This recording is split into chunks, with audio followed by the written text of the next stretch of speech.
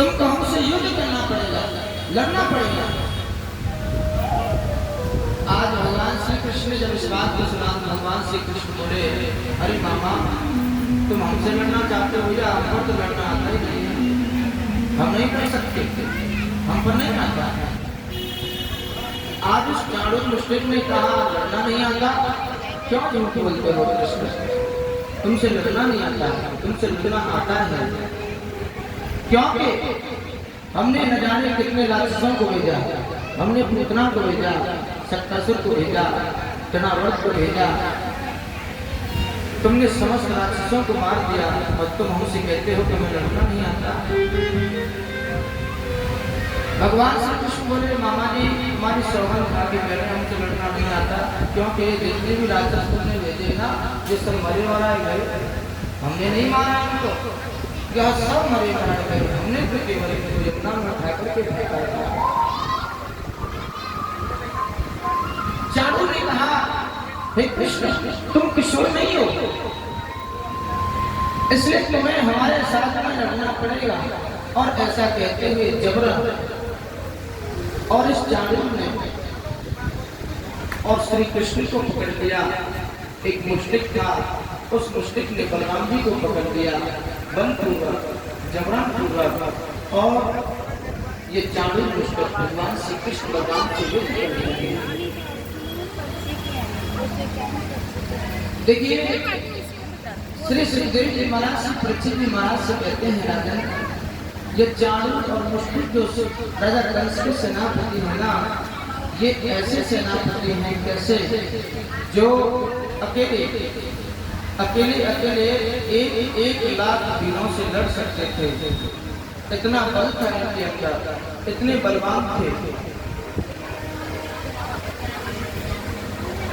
आज इनके साथ में मेरे गोविंद का मल्ल युद्ध हो रहा है, मेरे गोविंद से लड़ रहे हैं।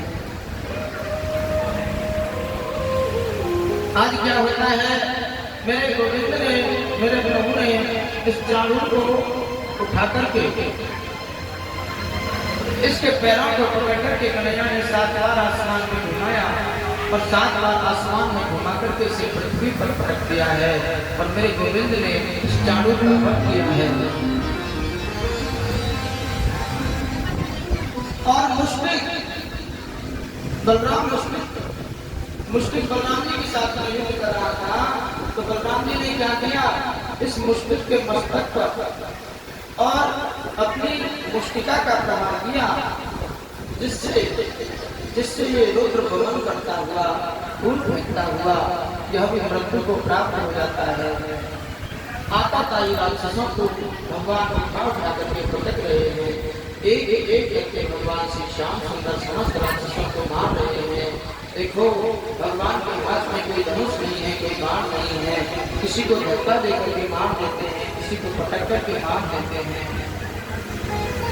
एक सैनिक को मारने के लिए तैयार हुए, हाथ जोड़ करके भगवान के समक्ष खड़ा हो जाता है, प्रभु मैं सेवक तो आपका हूँ, लेकिन नौकर राजा कंस का हूँ, मैं आपका भक्त हूँ, आप मुझे मत मारो, क्योंकि मैं इसकी नौकरी करता हूँ पेट के खातिर। भगवान ने उसे छोड़ दिया। इसके पश्चात भगवान श्री कृष्ण दौड़ते हुए जाते हैं, परशुराम लगा करके कहाँ इस राजा कंस के सिंहासन पर जाकर के खड़े हो जाते हैं। आज देखो जैसे ही इस राजा कंस ने श्री कृष्ण को देखा, आज कन्हैया को देख करके ये घबराने लगा।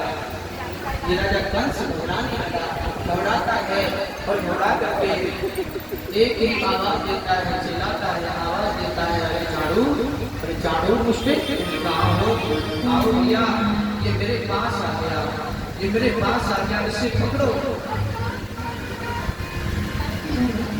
कहते हैं आज मेरे गोविंद ने, मेरे कृष्ण ने, कन्हैया ने इस कंस के मुकुट को, कंस ने एक मुकुट पहन रखा था, भगवान ने इस राजा कंस के मुकुट को गिरा दिया है, और मुकुट को गिरा करके और इस राजा कंस के केशों को भगवान ने पकड़ लिया है।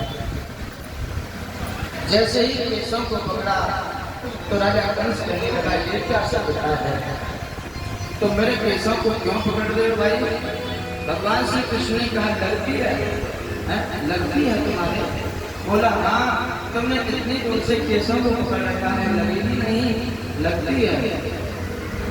आज भगवान श्री कृष्ण ने कहा चलो मामा जी, आज तुमको पता चला कि केस पकड़ने से भी लगती है, क्योंकि जाके पकड़ाएं फटी दिवाली,